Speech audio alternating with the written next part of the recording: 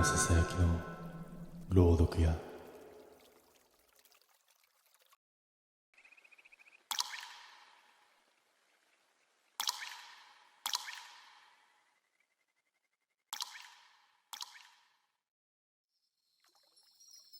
深夜の配送をしていた頃、忘れられない K に出会った。最初は偶然だと思った。首都高から一般道へ降りるカーブで、一台の白い軽自動車がバックミラーに映った。薄い白色の車体。ナンバーは見えにくいほど汚れていた。深夜3時の道路はほぼ無人で、その K だけが一定の距離を保ちながらついてくる。配送中によくあることだと流していた。だが、その一定の距離が気になった。トラック特有のスピード変化にピタリと合わせてくる。こちらが止まれば向こうも止まる。こちらが走れば数秒遅れて追いかけてくる。人為的というより、見えない紐で引かれているような動きだった。最初の異常はその後すぐに起きた。信号待ちで止まった時、K がこちらの真後ろで急停止した。普通ならライトで影が揺れるのに、その車はライトをつけていなかった。ライトがないのに、車体の奥に誰かが動いた気配があった。曇ったフロントガラスの向こう、顔かどうかすらわからない黒い塊が揺れるようにこちらを向いた気がした。追われている。そう分かった瞬間、胸の奥が重く沈んだ。青信号になると同時にアクセルを強く踏んだ。荷を積んだトラックが軽を振り切れるほど速くはない。だが距離は少しずつ広がっていった。だがほっとしたのもつかの間、交差点を2つ曲がった先のミラーに再び同じ白い軽が映った。距離も位置も先ほどとほぼ同じ。まるで道を先回りされたような不自然さだった。地理的に不可能ではない。だが偶然というにはできすぎている。ナンバーを確認しようとして目を凝らしたとき、白い汚れの下からようやく数字の一部が読めた。400。それだけだった。残りは何重にも塗りつぶされているように黒ずんでいた。誰かが意図的に隠したような、そんな汚れ方だった。気味の悪さが勝ち、事務所へ戻るルートを変更した。だがどの道を使っても、どれだけ道を変えても、バックミラーには必ず白い軽が現れた。まるで俺の行き先を全部知っているみたいに。恐怖が限界に達したのは、自宅付近の橋に差し掛かった時だった。後方から軽が急加速し、トラックの真後ろへ食い込むように迫り、ギリギリの距離で止まった。その瞬間、白い軽の中で動いたそれが、はっきりと見えた。白い軽の中で動いたそれは、人の形をしていなかった。フロントガラス一面に張り付くように、黒い影のような塊が、ゆっくりと左右に揺れていた。ガラス越しなのに、距離がゼロに感じるほど近かった。目があるのかもわからない。顔という概念すら曖昧で、ただこちらを見ている感覚だけがはっきりと伝わってきた。その瞬間アクセルを踏み込んで、橋を渡りきるように一気に加速した。K は反応がありえないほど速く、一拍遅れてから滑るように迫ってきた。エンジン音がしない。タイヤが地面をつかむ感触すらない。ただ白い車体だけが影のようについてくる。曲がるタイミングをずらしても、ブレーキを急に踏んでも、K は一定の感覚を保ち続けた。追うのではなく、見失わないように守っているような動きだった。人気のない工業地帯へ進路を変えた。安全な場所ではないが、後ろにつく白い軽を振り切るには最適な場所だった。トラックの荷台が揺れるほどの急なカーブに入り、視界の裏へ K を押し合った。ミラーには何も映らない。ついに巻いたと思った。だが、安心は10秒も持たなかった。前方の倉庫の脇から白い軽が横向きのまま滑り出してきた。地面とも噛み合っていない。角度も速度も現実的ではない。まるで空を滑る影が倉庫の壁に沿って降りてきたような動きだった。その瞬間ナンバーがライトに照らされて一部だけが浮かび上がった。400。そこまではあの時に見えた通りだ。だがその右側が見えた。塗りつぶされたと思っていた部分が光を受けてわずかに透けた。7080。上下から真っ黒な汚れで何重にも消されている。一体何を隠そうとしていたのか。意味がわからないまま距離が詰まる。その時だ。K の運転席側の窓が内側からじわりと曇った。呼吸だった。誰かが息をしている。その息の跡がくっきりとトラックの方向へ向けて形を作った。丸い輪郭。それがゆっくりと縦長へ変形する。まるで笑っているかのように。ハンドルを切りながら視線を戻すと、倉庫の角にもう一台車が止まっていた。パトカーだ。俺は思わずクラクションを鳴らして近づいた。助けを求めたくて、K の異常性を伝えたくて、俺は必死に窓を叩いた。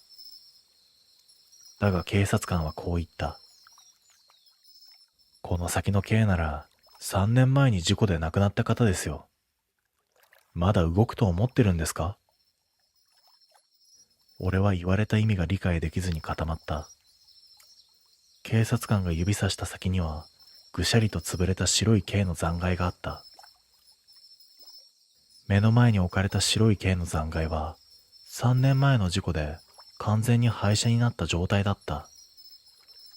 タイヤは外れ、運転席は押しつぶされて、ハンドルの位置すら原形をとどめていない。とても走れるような車ではなかった。だが俺を追ってきた軽と全く同じナンバーだった。警察官はこちらの困惑を察したように言葉を選びながら続けた。この軽の運転手さんは最後まで家に帰らなきゃと言っていたそうなんですよ。でも家族は事故をきっかけに引っ越してしまって帰る場所がなくなったんです。その言葉を聞いた瞬間、背筋に冷たいものが落ちた。家に帰れないまま亡くなった存在。その帰る先を探し続けてさまよっている。そう解釈すると全てがつながった。俺を追った理由も、曲がる道を全部当てた理由も、距離を一定に保ち、決してぶつからなかった理由も、まるでついてきたいだけのような動きだったことも。だが理解したところで状況は終わらなかった。警察官が目を伏せながら言った。ただ一つだけ気になることがあるんですよ。この事故車時々、ほんの少し動くって通報があって。冗談に聞こえない言い方だった。その瞬間背後でギシッときしむ音がした。事故車の潰れた運転席のドアだった。警察官が驚いて近づいた。俺も反射的に振り返る。潰れたドアの内側にぼんやりと白い呼気が浮かんでいた。ゆっくりとその曇りが指でなぞられた。たった二文字。帰る。その文字を見た瞬間、背中が凍りついた。帰りたい。まだ帰れない。だから追ってきた。それがあのKの正体だった。警察官が慌てて車体に触れようとしたとき、潰れた運転席の中で暗闇がぐっと盛り上がった。人影の形をしていた。顔はない。腕も判別できない。ただ白い呼吸だけがこちらを向いていた。その影が運転席から外へにじみ出るように伸びてきた。形を変えながらゆっくりと地面を降りようとした瞬間、警察官が叫んだ。離れて、来るよ。俺は本能で走り出した。工業地帯のアスファルトを踏みしめ、振り返らずにとにかく遠ざかった。どれだけ走ったのかわからない。息が切れ、足が震えて止まった時、後ろから警察の無線がかすかに聞こえた。事故車の影、また消えた。捜索を続ける。またという言葉が耳から抜けなかった。それから俺の家の前にはあの白い軽が現れることはまだない。だが夜中、窓の外で車のエンジン音が一回だけ止まることがある。走り去る音はしない。ただ止まるだけ。その度に俺は思う。まだ探しているのかもしれない。帰る場所を。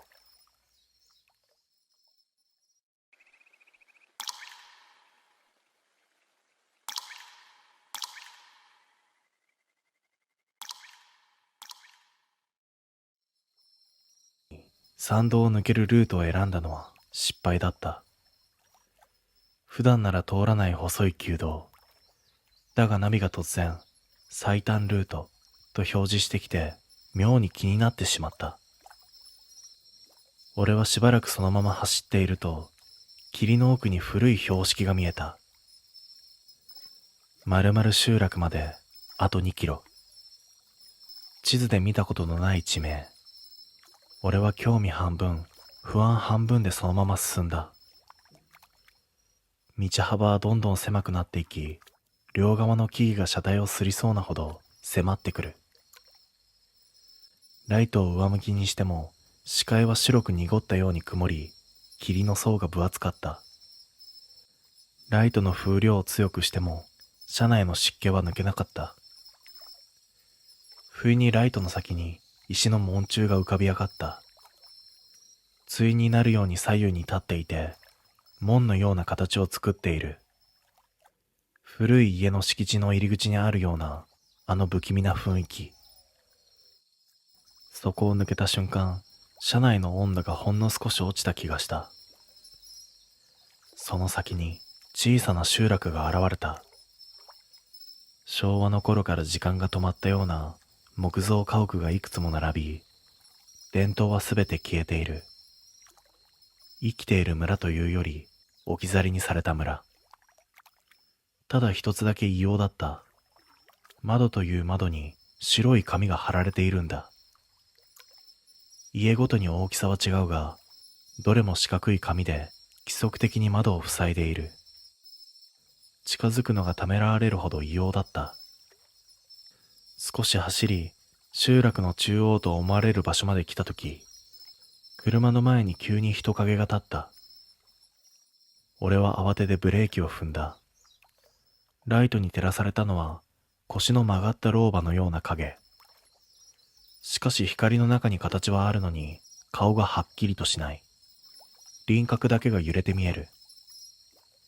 まるで霧の一部が人の形になったような存在だった。老婆はゆっくりと手を挙げ、帰れと言いたげに腕を振った。声は聞こえなかった。音もないのにそう伝わったんだ。俺は怖くなってハンドルを切り、来た道へ戻ろうとした。エンジンを強めに吹かして車を反転させる。だが心臓が跳ね上がった。集落の入り口がなくなっていたんだ。さっき通ってきた石の門柱ごと跡形もなく消えていた。ただの霧で隠れているだけ？そう思ってライトを最大に強く照らした。それでもどれだけ目を凝らしても門柱はなかった。代わりに見えるはずのなかった木の壁が道を塞いでいる。車の向こう側にはまるで最初から一本道なんて存在していなかったかのように家屋が連なっていた。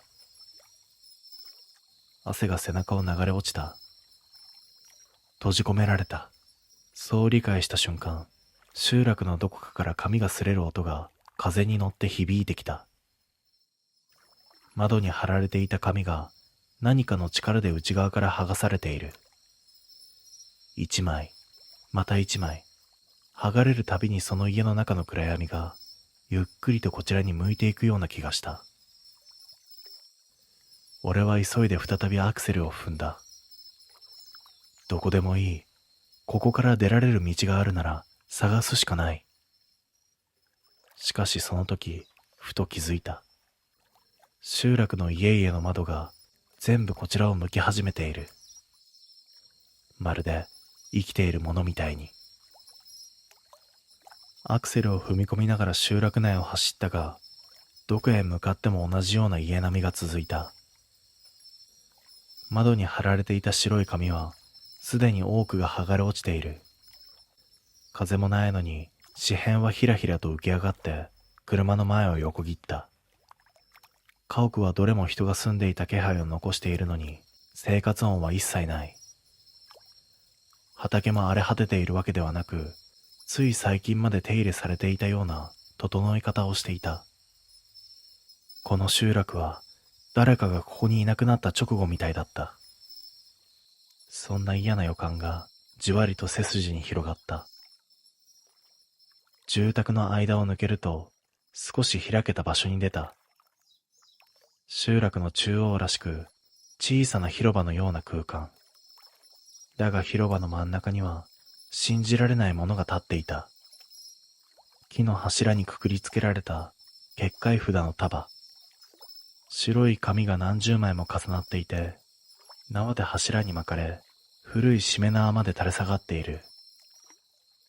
そこだけ異様に空気が重く、空気がヒュッと足元から昇る。車を止めるつもりなんてなかったのに、足が勝手にブレーキを踏んでいた。その時ふと気づいた。集落の家々の剥がれた窓の紙が、どれもすべて同じ方向に落ちている。広場の柱の方へ向かって。紙が風に流れたのではない。まるで家の中から何かが押し出しているみたいに同じ方向へと散っている。喉が渇く。エンジン音だけが頼りのように震えていた。その時だった。カサカサと広場のどこかから紙を踏む小さな足音が聞こえた。子供のような軽い足取り。俺は反射的にライトを向けた。しかし広場の中央には誰もいない。紙片だけが散っている。いや、違った。ライトの端、家屋の影に人影が立っていた。背丈は小学生ほど。だが顔の部分が黒く抜け落ちて見える。影のようだが壁に映っているわけではなく、ちゃんとその場に立っている。胸がキュッと締め付けられる。その影はゆっくりとこちらへ首を傾けた。次の瞬間、周囲の家から一斉に音が鳴り始めた。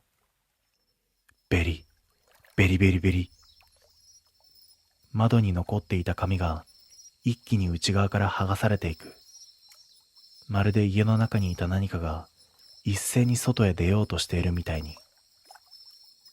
剥がれた窓からいくつもの黒い影が這い出してくる。地面を滑るようにゆっくりと、だが確実に広場の中心へと移動をしていく。一つ、また一つ。影はどれも同じ形で、どれも顔が抜け落ちている。人の残滓みたいな形だけの存在。その時広場の柱に貼られた結界札がヒュッと風に巻き上がり、一枚また一枚と剥がれ始めた。紙が剥がれるたび、影の動きを止めていた何かが弱まり、影たちより早く、より確実にこちらへ近づいてくる。この結界が破れたら終わりだ。直感で理解できた。影たちは俺を囲むように広がり、車の前方を塞げ始めた。バックをしようとしてミラーを見ると、後方にも同じ影が道を埋めている。逃げ道がない。どこを向いても顔のない黒い影がこちらへじりじりと寄ってくる。その中心にさっきの子供の影が立っていた。小さな手を胸の前で合わせ、まるで誰かを呼ぶように両腕を開いた。その仕草を見た瞬間、心臓が跳ねた。影たちが俺を中に迎え入れようとしている。影たちが広場を埋め尽くし、車の周りに円を描くように並んだ。その中心で子供の影だけが微動だにせず立っている。顔が抜け落ちた真っ暗な輪郭がずっと俺を見上げていた。心臓が破裂しそうなくらい早く脈打つ。逃げ道なんてどこにもない。前も後ろも左右も全部塞がれた。エンジンの音が震え、足が勝手にアクセルを踏み込んだ。だが車はほとんど前に進まない。タイヤの下に何かが絡まっているように重いんだ。その時広場の柱の結界札がバサッと一気に十数枚まとめて剥がれ落ちた。風もないのに札が宙に舞う。すると影たちは一斉に動きを早めた。今までゆっくり迫っていたのが嘘みたいに一直線に俺の方へと向かってくる。やばい、来る。俺はとっさにハンドルを切り、少しでも隙間がある方へ向けて車体をひねる。影たちの隙間はほんのわずかだったが、そこに向けて強引に突っ込んだ。バンと車体に何かが張り付こうと、フロントガラスにべちゃっと黒い形が広がった。巨大な炭の手形のような影がガラス越しに俺を覗き込んでいた。悲鳴を上げそうになった瞬間、ガラスの向こう側で影が顔の位置に当たる部分をゆっくりと膨らませた。そこから人の口の形が浮かんだ。輪郭だけの影だったものが口だけを形作り、はっきりと入れと言った。その声は俺の耳ではなく頭の中に直接響いた。アクセルを踏み込み、わずかな隙間へ無理やり突っ切る。影たちが車体を叩き、吸い付いてくる気配が伝わった。だけど奇跡的に道路のような細い隙間へと滑り込めた。どこへ向かっているのかもわからないまま、とりあえず走った。家屋が左右に流れ、家の中から無数の影がこちらを向いていた。どれも顔が抜け落ちている。その空洞が走る車を追ってくるように揺れていた。そして次の瞬間、急に視界が霧の中の一本道に切り替わった。さっきまでの集落は跡形もない。振り返っても木々しか見えなかった。抜けた。そう思った。助かったと喉が震えた。胸をなで下ろしたその時、助手席の足元からベリッと髪を剥がれるような音がした。背筋が凍った。ゆっくりとライトをそちらへ向ける。助手席のマットの上に白い紙が一枚落ちていた。さっき集落の窓に貼られていたものと全く同じ紙。文字はないが、真っ白な紙の裏面だけが黒く焦げている。俺は震える手で紙を拾い、裏面を見た。そこには灰色の指の跡がいくつもついていた。まるで誰かの手がこの紙を俺の車の中に押し込んだみたいに。紙を持った瞬間、耳元で風でもない声がした。入ったから出られない。ハンドルを握る手が震え、車を止めた。外はただの山道。霧も薄くなっていた。だが次の瞬間バックミラーに子供の影が立っていた。助手席の窓を黒く覆うようにすぐそこまで。逃げたはずの集落の入り口。その入り口は今、俺の車の中にできてしまった。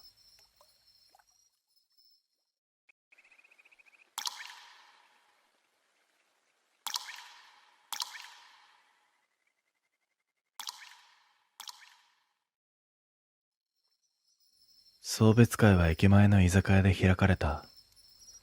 金曜日の夜で店内は騒がしく、笑い声とグラスのぶつかる音だけが混ざり合っている。俺は二次会を断って店を出た。終電にはまだ間に合う時間だったはずだ。酔いはあるが足取りはしっかりとしている。改札を抜け、ホームへ向かう階段へ差し掛かった時、違和感に気づいた。電光掲示板の表示が消えている。アナウンスも流れない。人はいるのに誰もざわついていない。時計を見ると終電までは数分ある。なのにホームへのシャッターは半分降りていた。駅員の姿は見当たらない。理由も説明もないまま、帰れないことだけが確定している。仕方なく外へ出ると、駅前のロータリーは妙に静かだった。この時間なら酔った客とタクシーで混雑しているはずなのに、一台だけポツンと止まっている。俺の他に客はいない。運転手と目が合った瞬間、後部のドアが開いた。手を挙げた覚えはない。俺は誘われるように乗り込んだ。シートは妙に冷たく、さっきまで誰も座っていなかったような感触だった。まだ行き先を言っていないのに、車は静かに動き出す。〇〇町ですね。俺の自宅の住所だった。思わず前のシートに身を乗り出す。え？まだ何も言ってませんよ。運転手はミラー越しにこちらを見た。表情は読めない。いつも通りですから。その言い方が妙に引っかかった。まるで何度も乗っているみたいな口ぶりだったんだ。窓の外を見ると、駅前の明かりがもう見えない。発進してまだ数秒しか経っていないはずなのに、景色が変わりすぎている。その時スマホが震えた。本日のご乗車、ありがとうございます。と知らない会社名が表示されている。俺は配車アプリなんて入れていない。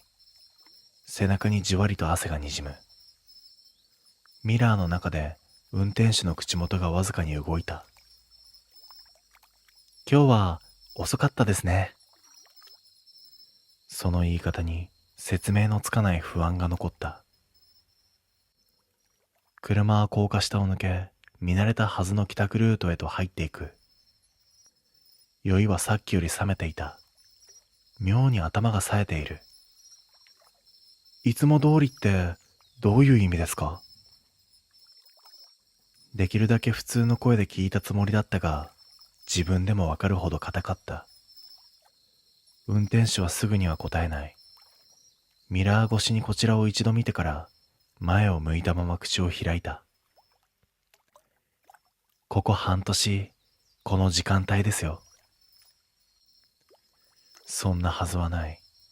俺は終電で帰る派だし、タクシーなんて数えるほどしか使っていない。そしてスマホがまた震えた。さっきと同じ通知画面。今度は乗車履歴を見るという表示が出ている。指が勝手に画面を開いた。履歴が並んでいる。日付、時間、料金、ルート。全部深夜1時過ぎ。全部自宅まで。しかも週に一度のペースで半年分きっちりと残っている。だが俺にそんな記憶は一つもない。スクロールをしていると備考欄に小さな文字があるのに気づいた。同乗者あり。喉が渇いた。俺はゆっくりと顔を上げ、ミラーを見る。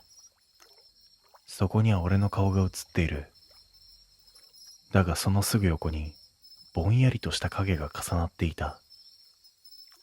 髪の長い輪郭、肩のあたりまで垂れた黒い影。はっきりとは見えないが確実にいる。誰か乗ってますよね。思わず声が漏れた。運転手は小さく笑った。車内の空気が重くなり、窓ガラスに映る自分の姿がほんの一瞬だけ二重にぶれた。肩のあたりがわずかに沈む。誰かが体重をかけているような、そんな感覚だった。振り向きたいのに首が動かない。運転手の声が静かに落ちた。もうすぐ入れ替わりですから。入れ替わり。その言葉だけが妙に鮮明に残った。車はゆっくりとマンションの前に止まった。見慣れた建物のはずなのに、窓の明かりがほとんど消えている。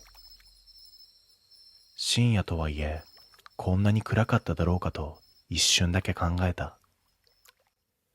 メーターを見る。料金表示は出ていない。数字の代わりに横線が静かに点滅している。おいくらですか？運転手は前を向いたまま答えた。もう生産は終わっていますよ。え？いつですか？毎回です。意味が理解できなかった。そして後部のドアが自動で開いた。外の空気が流れ込み、なぜか少しだけ安心する。車を降りて建物を見上げた。自分の部屋の明かりがついていないのはいつも通りだ。ふと違和感を覚えて振り返った。後部座席にはまだ誰かが座っている。長い髪、スーツ姿。こちらを向いた顔は俺だった。表情の抜けた疲れ切った俺。運転席から声が落ちる。今日は成功ですね。その瞬間、足元がふっと軽くなった。視界が一瞬暗くなり、次に目を開けた時には景色の位置が違っていた。俺はハンドルを握っている。バックミラーに映るのは後部座席に座ったさっきの俺。混乱したままドアを押している。そして口が勝手に動いた。〇〇町ですね。俺の声なのに運転手の声だった。後部座席の俺がこちらを見る。何かを言おうとしてやめた。やがてドアが開き、俺は外へ出る。振り返った瞬間に目が合った。今度は運転席の俺がわずかに笑った。ドアが閉まり、車が静かに発進する。その時スマホが震えた。画面に通知。次回のご乗車予定、明日23時58分。車は駅前へと向かっていく。ロータリーには送別帰りの男が一人立っていた。少し若い、半年前の俺だった。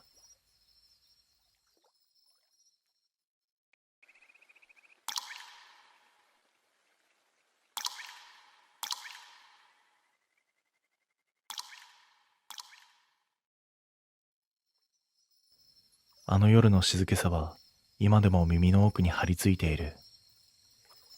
車で林道に入った瞬間から何かがおかしかった。思い出すだけで背中がじわっと汗ばむ。その林道は地元じゃ夜は絶対に通るな、そう言われている場所だった。理由を聞いても誰も詳しく教えてくれない。ただ遠回りになっても避けるほどの道。俺たちはそれを逆に面白がってしまった。少し休んだら戻ろうぜ。そう言って車を止めたのが間違いだった。エンジンを切った瞬間、空気が変わった。音が全部消えたんだ。風も、虫も、枝の擦れる音も。耳の奥が詰まるみたいな妙に重い静けさだけが残った。林道の両側は杉の枝が屋根みたいに覆いかぶさっていた。空が細い線でしか見えない。暗闇が車の表面をぬめるようにまとわりついてくる。そこで友人が、ちょっとトイレ行ってくる。と外へ出た。懐中電灯を手に砂利を踏む音を立てながら進んでいく。パキッ、パキッと枝を踏むあの軽い音が暗闇に吸い込まれていく。俺はその音を聞きながらなんとなく嫌な予感を覚えていた。けれど戻るはずだと思っていた。数分後には。だが音は途中で急に止まった。懐中電灯の光もそれっきり見えない。俺は気になって窓を少し開けて声をかけてみた。おーい、どうした？返事はない。友人の気配ごと音が消えていたんだ。沈黙の中、耳を澄ませた時だった。林道の奥、さっき友人が向かった方向とはまるで別の場所から、ザリッ、ザッと地面を引きずるような足音がゆっくりとこっちへ向かってきた。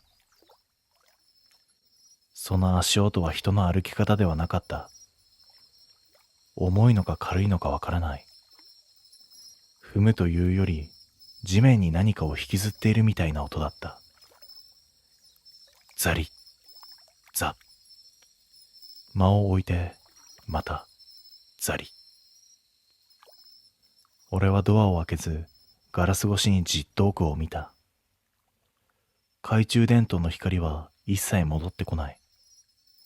友人の足音でもない。耳を澄ませると距離が分かってしまう。それは確実にゆっくりと近づいてきている。おーい、戻ってこいって。喉が引っかかったように声がうまく出ない。さっきまで横にいた友人の気配が丸ごと消えているんだ。その空白を埋めるように知らない何かの気配がだんだん濃くなっていく。足音は車の正面からではなく、車の横を回り込むように移動していた。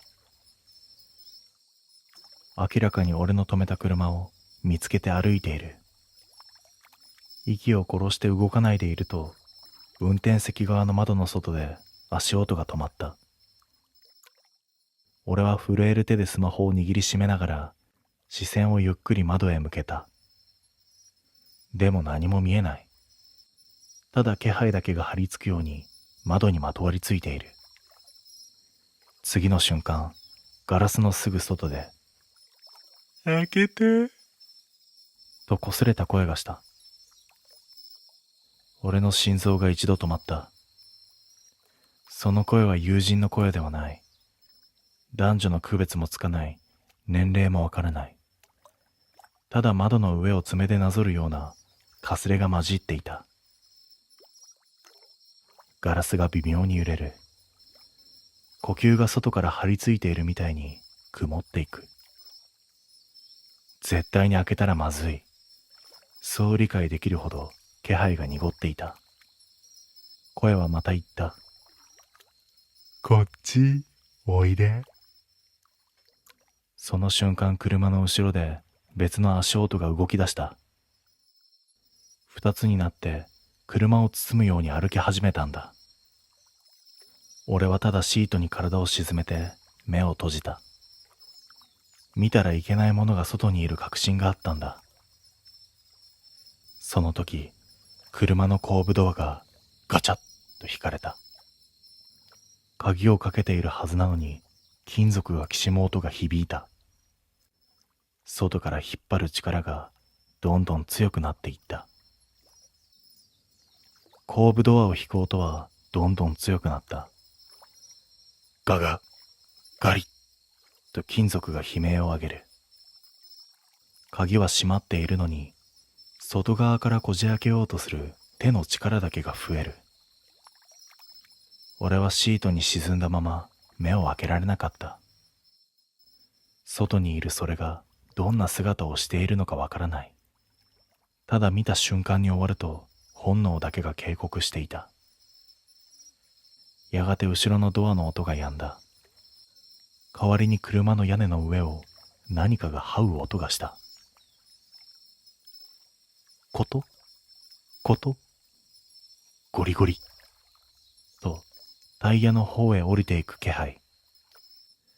車体を掴んで下から覗き込むみたいに動いている。そして運転席側の窓に戻ってきた。ガラス越しにポンポンと指で軽く叩く音がする。出ておいで。声はさっきよりはっきりとしていた。まるで誘うというより、決まった順番をこなしているだけみたいな淡々とした響きだった。その瞬間、林道の奥で光が揺れた。友人の懐中電灯だ。おい、いるか？友人の声がした。だがその声は車から見える位置ではなかった。光は林道とは違う、ありえない角度から差している。まるで林の側面のずっと下から光が立ち上がってくるように。俺はとっさに叫んだ。ダメだ。来るな。戻ってくれ。だが友人は聞こえていないようだった。光がこちらに向かって斜面の下から上へ人が登れないほどの角度を移動してくる。その不自然な動きに気づいた瞬間、友人の声が変わった。おいで。車の横のそれと斜面の下の光が全く同じ声で同時に言った。顔から血の気が引いた。どちらも友人ではなかった。車の横のそれと斜面の下の光が全く同じ声で同時に言った。次の瞬間、窓の外に友人の顔だけが張り付いた。体は見えない。首の向きもおかしい。その顔がねじれたまま俺の方に倒れ込んでくるように押し付けられた。ガラスがミシミシとなる。見つけた。その声を聞いた瞬間、俺は反射的にキーを回した。エンジンが爆発するようにかかり、ライトが闇を突き破った。外にいた顔が光に照らされた途端、ガラスからずるりと落ちて消えた。俺はアクセルを踏み込み、林道を一度もバックミラーを見ずに走り抜けた。安全なところに出て車を止めて気づいた。後部ドアの外側に人の指の跡が5本深くくっきりと残っていた。あの日から俺は二度と林道で車中泊をしていない。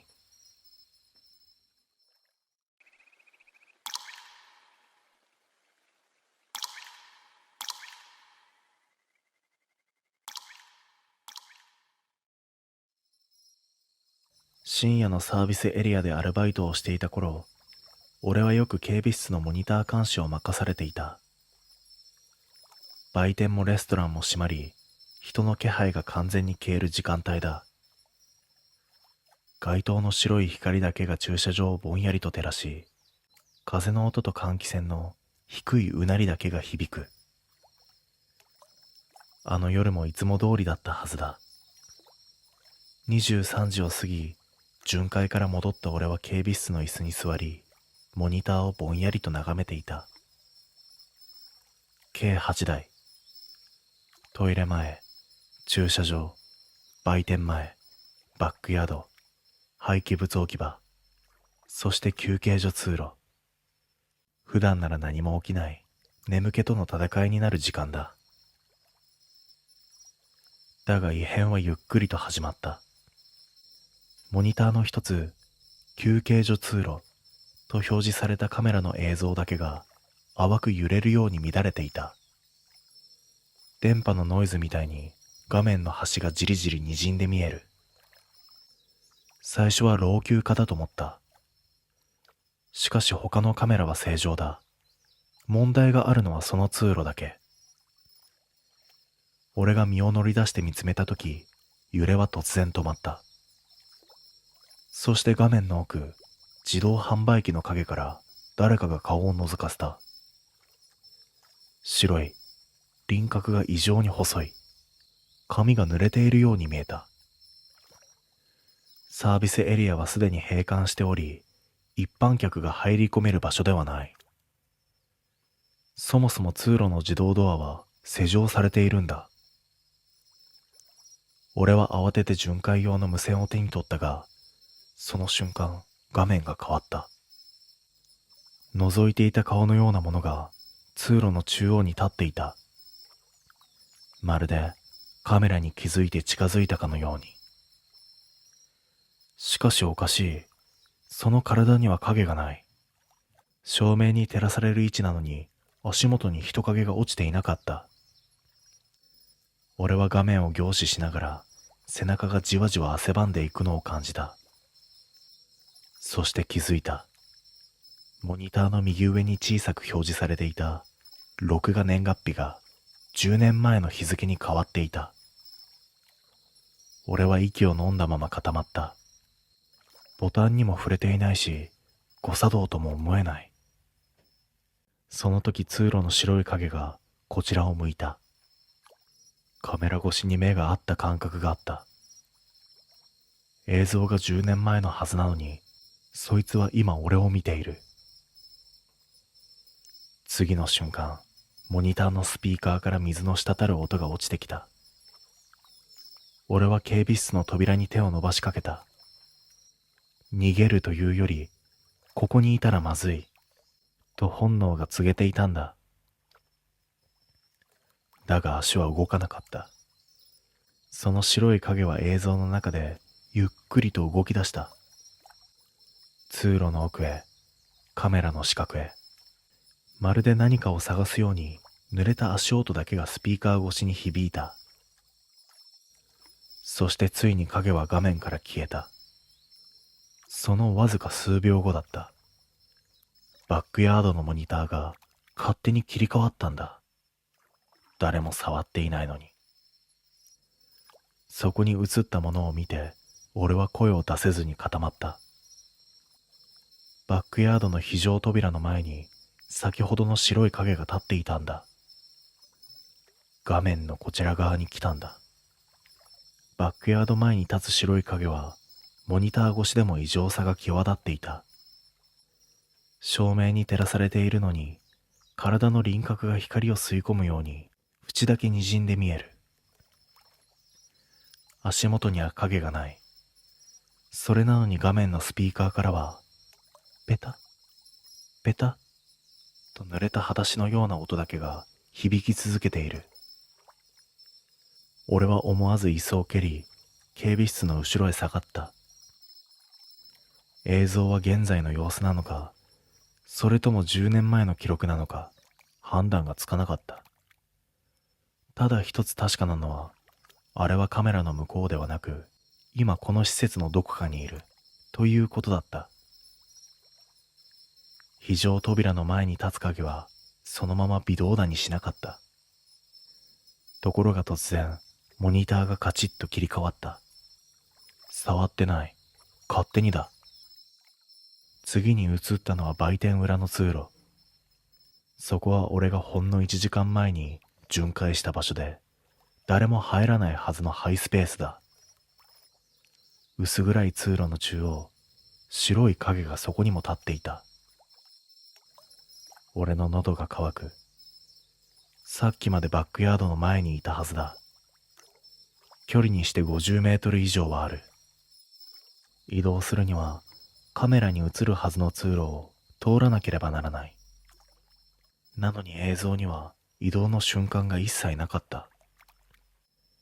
まるで画面ごと飛んでいる。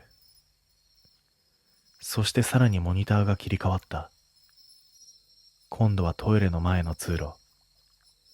深夜の無人のはずの場所に白い影が立っている。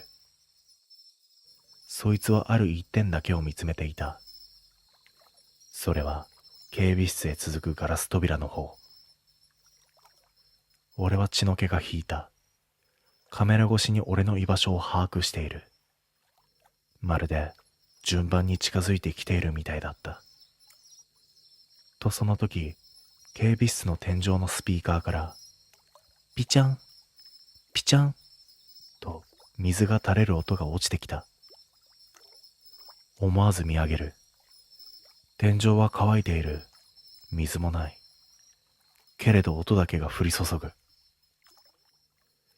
次の瞬間、モニターが一斉にノイズを起こし、全部の画面が真っ黒になった。暗転。音だけが残る。ペタ、ペタ、ペタ。それは警備室の手前の廊下を歩く音だった。モニターが再点灯した瞬間、俺は息を飲んだ。画面には警備室前の廊下が映っていた。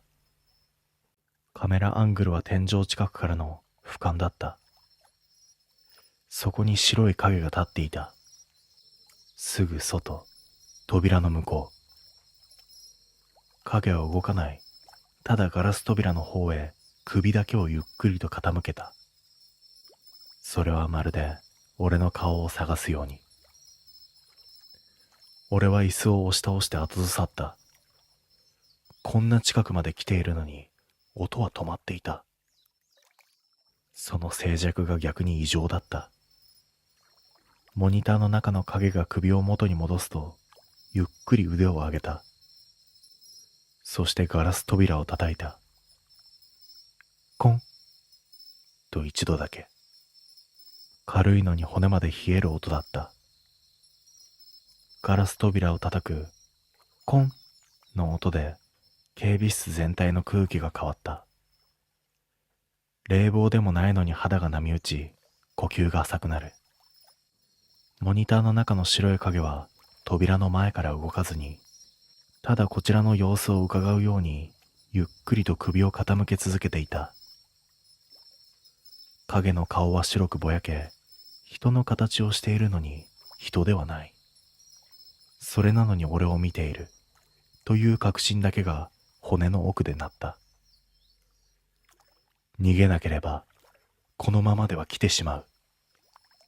本能だけで俺は非常通報ボタンを押そうとした。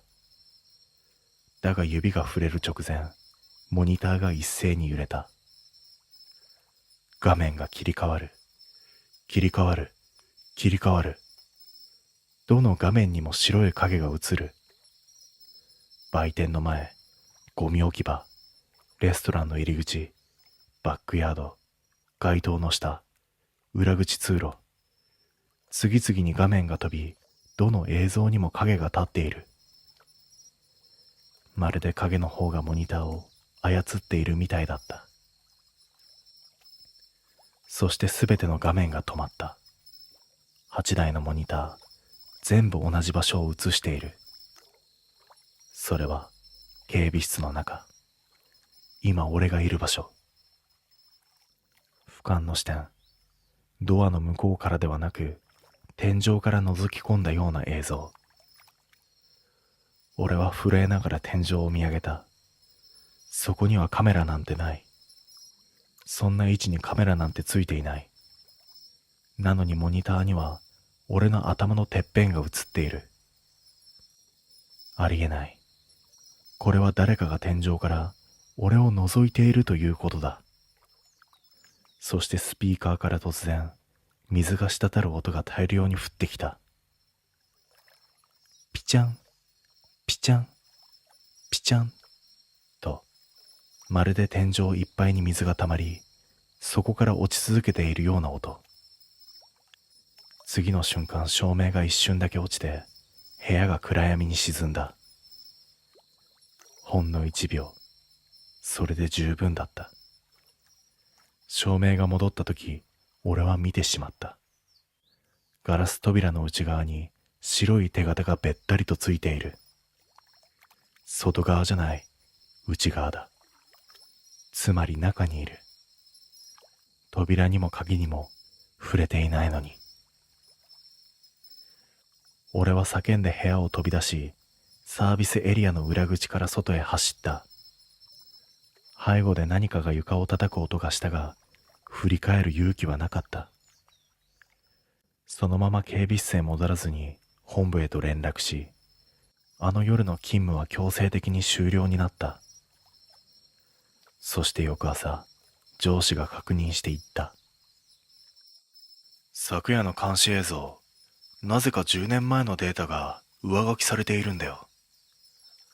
お前が見ていた時間帯全部、10年前の事故の日に変わってるんだ。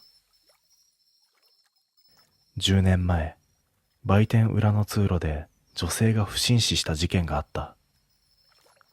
カメラには誰も通っていないはずの通路に白い影が立ち続けていたという。上司は続けて言った。それと警備室、ガラス扉の内側の手形だけがどうしても消えないんだ。漂白しても洗剤でも跡が残っちまうんだよ。そして最後に背筋が抜ける言葉を聞いた。昨夜のモニターさ、天井から映したって言ってたよな。あそこカメラないだろ。でもさ、10年前の映像にもお前の同じ位置に手形があったんだ。まるでそこにずっと誰かがいたみたいにさ。その日から俺は深夜のサービスエリアで働くのをやめた。だがやめてからも夜になるとたまに思い出す。あの時のガラス扉の手形、中からついた手形がほんの少しだけ内側へ押し開く形に歪んでいたことを。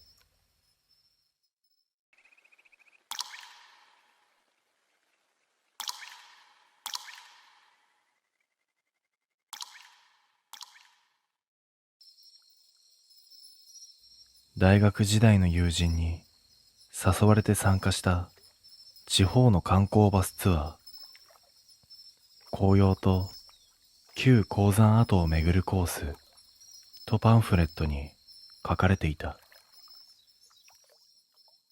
週末限定の特別ツアーらしく、料金も安かった。俺は興味本位で申し込んだが、集合場所でパンフレットを持っているのは俺だけだった。添乗員に聞くと、あ、それはもう配布していないんです。と笑っていた。なんとなく気になったが、そのまま乗車した。出発をしてから1時間。車内のガイドが抑揚のない声で案内を始めた。最初の目的地は鶴の淵鉱山跡です。長く封鎖されておりましたが、地元の協力により一部が一般開放されました。その声がどこか機械的で原稿を読んでいるように感じた。周りの乗客は皆無言で、どこか表情が硬い。俺は座席の隙間から覗き込むように前を見たが、運転手の後ろ姿がやけに小さく見えた。峠を越え、トンネルを抜けた瞬間、風景が急に変わった。紅葉の参道のはずが、灰色の岩肌がずっと続いていた。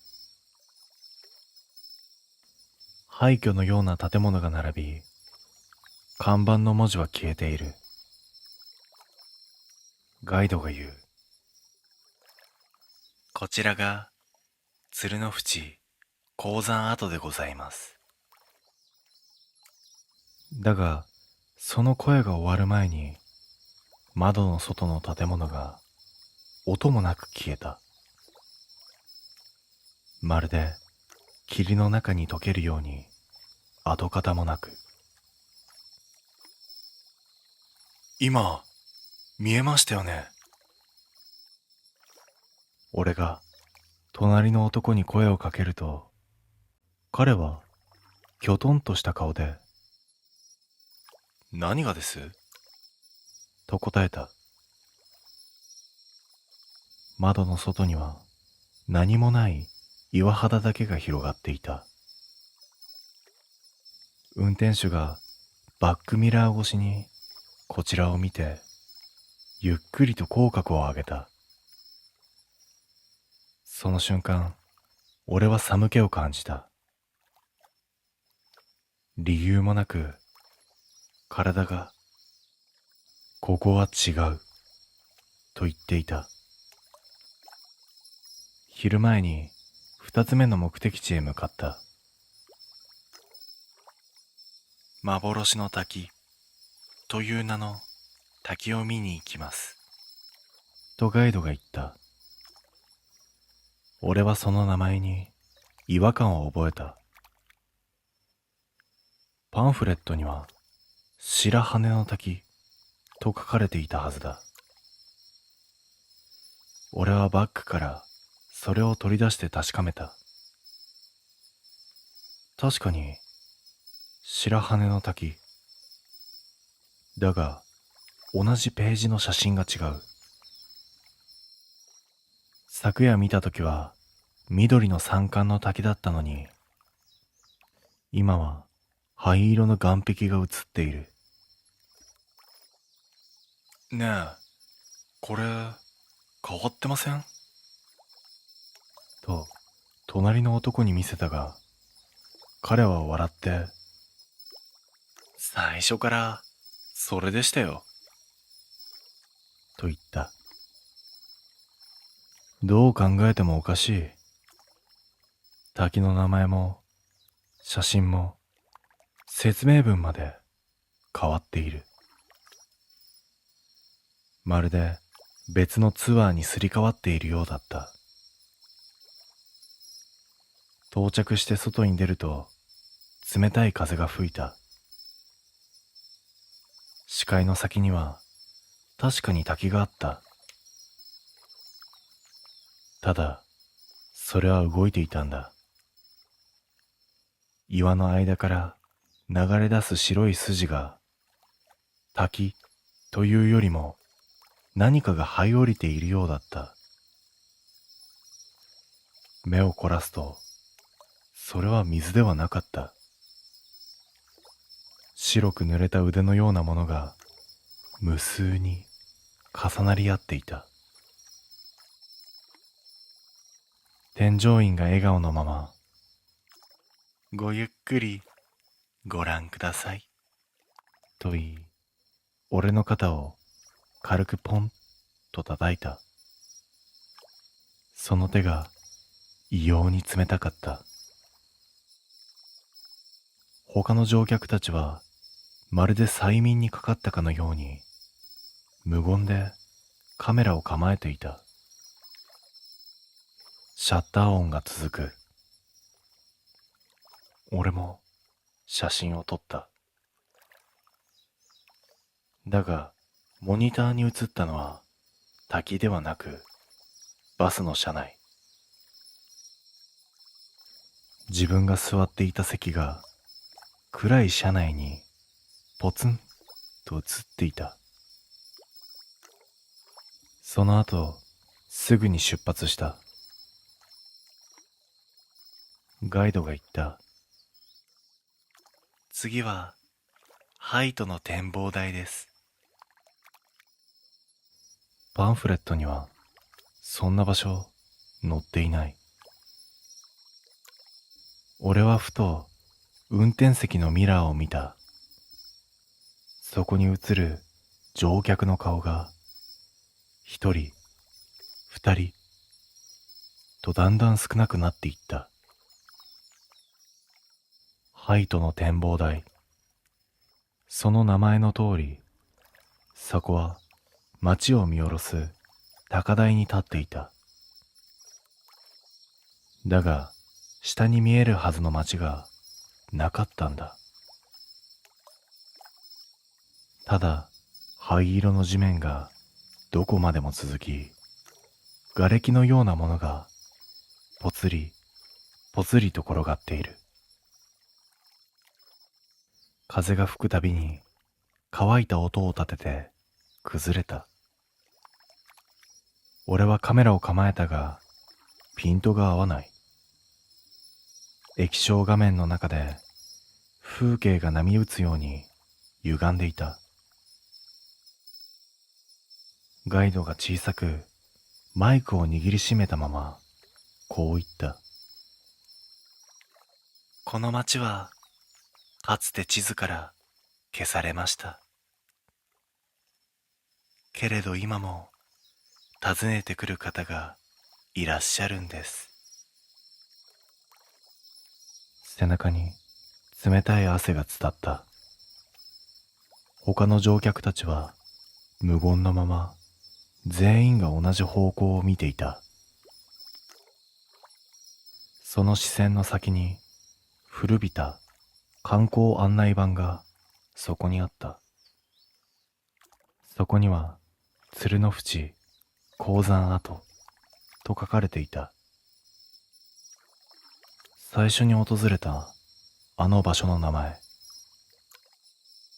だが板の上には灰と展望台という文字も重なっていた。まるで同じ場所の別名のように。バスへ戻ると空はもう夕方の色だった。帰り道、車内で再びガイドが話し始めた。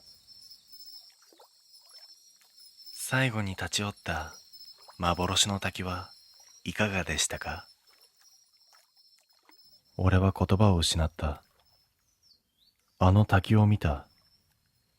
あの異様な光景を。確かに。だが、隣の男が笑いながら言った。滝なんてなかったじゃないですか。ホテルに戻り、写真を確認した。どれもただの山と道路しか写っていない。滝も鉱山跡も展望台もなかった。ただ一枚だけ。最後列の座席から撮ったと思われる一枚に、窓ガラス越しにこちらを見ているガイドの顔があった。笑っているのに目が真っ暗だった。俺は翌朝旅行会社に問い合わせた。鶴の淵鉱山跡ツアーの件で話があります。受話器の向こうで担当者が言った。申し訳ありませんが、そんなようなツアーは弊社では企画しておりません。机の上のパンフレットを見た。表紙の文字がいつの間にか変わっていたんだ。紅葉と旧鉱山跡を巡るツアーではなく、こう書かれていた。消えた観光地を巡る旅。